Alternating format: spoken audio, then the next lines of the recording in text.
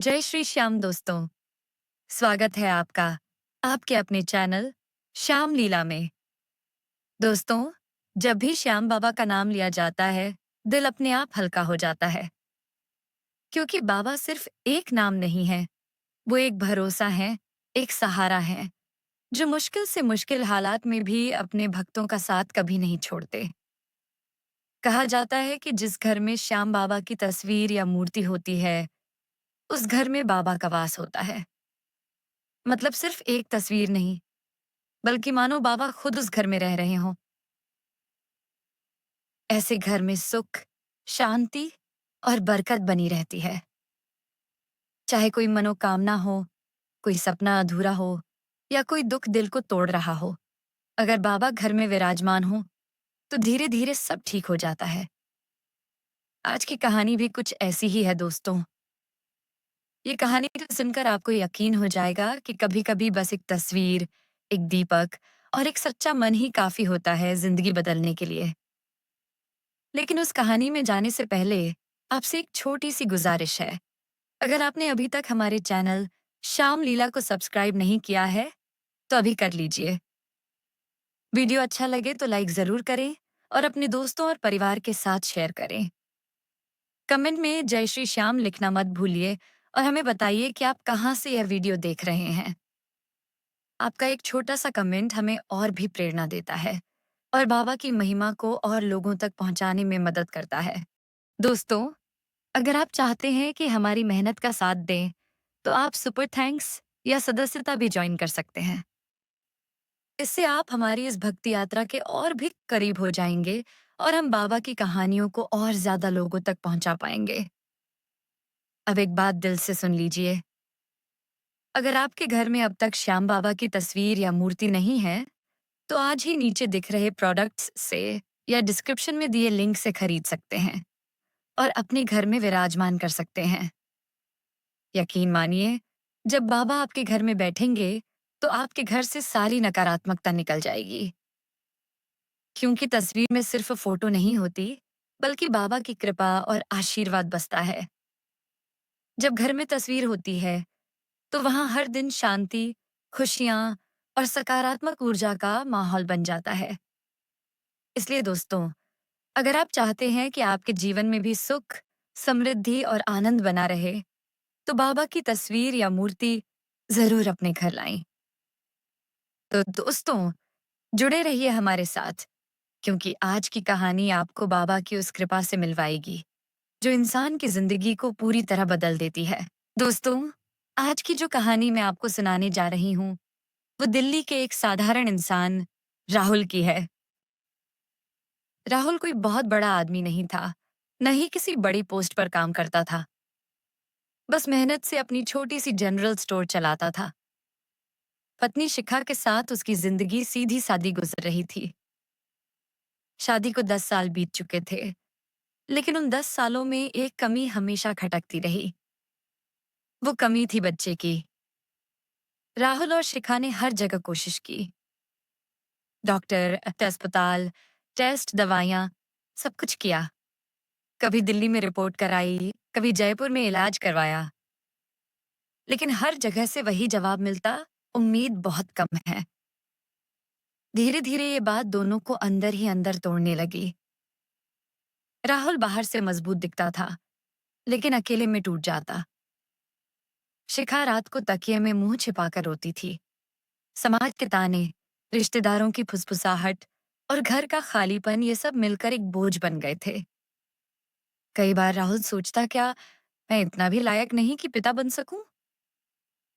क्या भगवान ने मुझसे कोई गलती का बदला लिया है? इन सवालों के बीच उसकी जिंदगी बस खिंचती जा रही थी। एक दिन अचानक कॉलेज का पुराना दोस्त विकास उससे मिला। बहुत दिनों बाद मुलाकात हुई थी, इसलिए पुराने किस्से, हंसी मजाक सब शुरू हो गया। लेकिन विकास ने महसूस किया कि राहुल की मुस्कान अधूरी है। उसने पूछा, सब ठीक तो है ना? राहुल ने भारी आवाज में कहा, ठीक क्या होगा यार, 10 साल हो गए शादी को, अब उम्मीद भी नहीं रही। विकास कुछ देर चुप रहा, फिर बोला, एक बात मानोगे? राहुल ने कहा, अब कुछ नया सुनने को बाकी है क्या? विकास बोला। चल एक बार खाटू चल, श्याम बाबा के दरबार में चल। राहुल हंस पड़ा और बोला, यार तू भी माँ जैसा ही निकला। वो भी कहती रहती है खाटू जा, बाबा के पास जा। अब तू भी शुरू हो गया।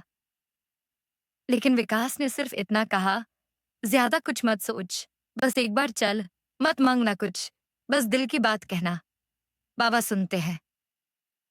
राहुल को ये बात कहीं ना कहीं दिल को छू गई। शायद अब खोने को कुछ बचा ही नहीं था। तो उसने हामी भर दी। दोनों खाटू की यात्रा पर निकल पड़े। बस में बैठकर राहुल सोचता रहा, क्या सच में वहां कोई सुनता है? क्या सच में कोई जवाब मिलता है? लेकिन मन में कहीं एक हल्की सी उम्मीद भी थी। जब खाटू पहुंचे तो सुबह का समय था। दरबार में भक्तों की भीड़, ढोल नगाड़ों की आवाज, शंख की ध्वनि और हर ओर गूंजता श्याम नाम। ये सब देख राहुल कुछ पल के लिए चुप हो गया।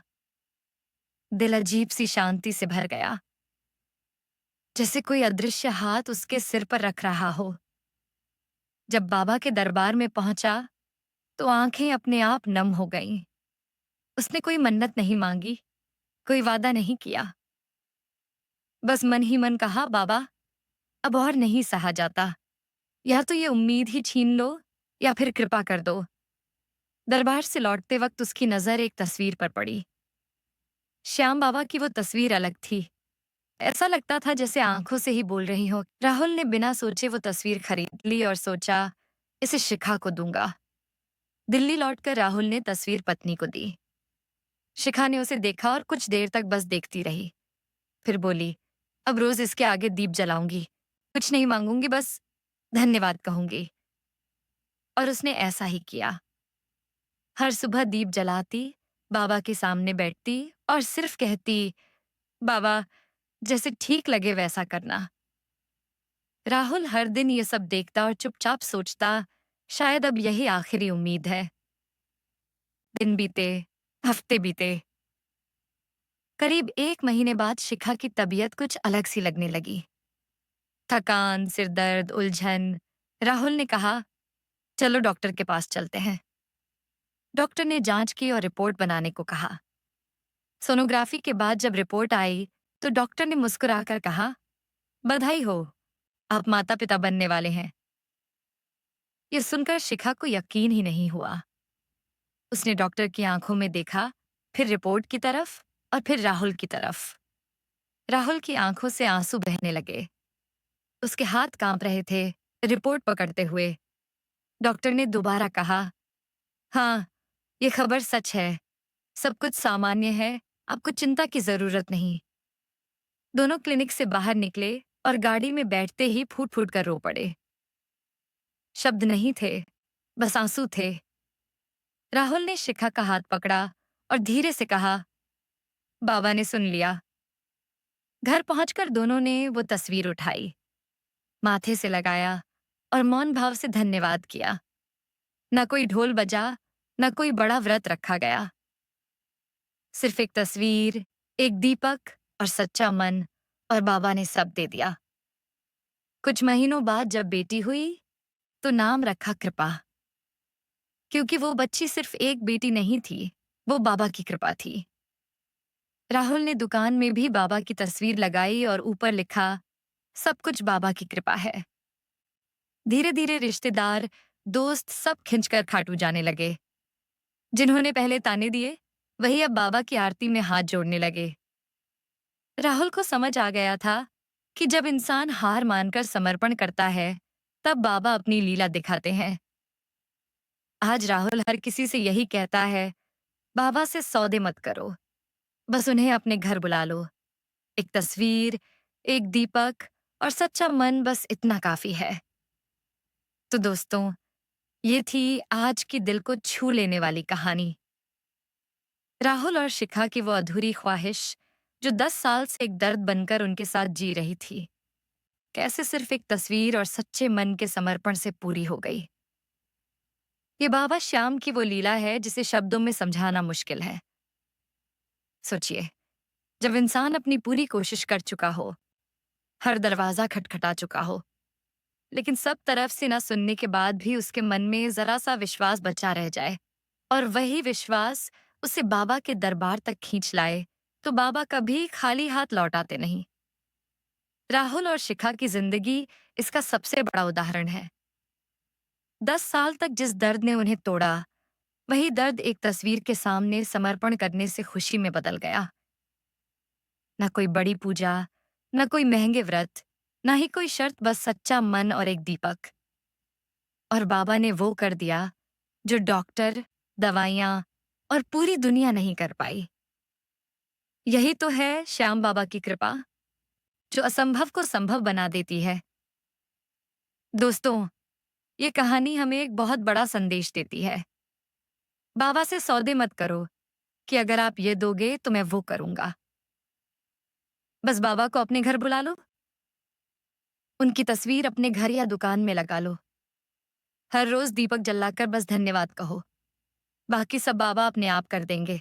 कई भक्तों ने अनुभव किया है कि जैसे ही उन्होंने अपने घर या दुकान में बाबा की तस्वीर या मूर्ति लगाई, वहां से नकारात्मकता दूर हो गई।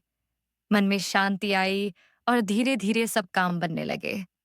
क्योंकि जहां बाबा का वास होता है, वहां सुख, शांति और समृद्धि अपने आप आती है। तो दोस्तों, अगर आपके घर में अभी तक बाबा की तस्वीर या मूर्ति नहीं है, तो आज ही उन्हें अपने घर या दुकान में विराजमान कीजिए। नीचे दिख रहे प्रोडक्ट्स से या डिस्क्रिप्शन में दिए लिंक से सुंदर सी तस्वीर या मूर्ति ले सकते हैं। याद रखिए, एक तस्वीर ही काफी है आपके जीवन में बाबा की कृपा को बुलाने के लिए। अब आपसे एक छोटी सी विनती है। अगर ये कहानी आपके दिल को छू गई हो, तो वीडियो को लाइक जरूर कीजिए। कमेंट करके बताइए कि आपको कैसी लगी और क्या आपने भी कभी ऐसा अनुभव किया है जब बाबा ने आपकी सुनी हो। वीडियो को अपने दोस्तों और परिवार वालों के साथ शेयर कीजिए, ताकि वो भी इस चमत्कार को जान सकें और बाबा की कृपा पा सकें। और हाँ, चैनल श्याम लीला को सब्सक्राइब करना ना भूलें, क्योंकि इसी तरह की सच्ची और प्रेरणादायक कहानियां हम आपके लिए रोज लेकर आते हैं। अगर आप हमें और सपोर्ट करना चाहते हैं, तो सुपर थैंक्स और चैनल मेंबरशिप का विकल्प भी आपके लिए खुला है।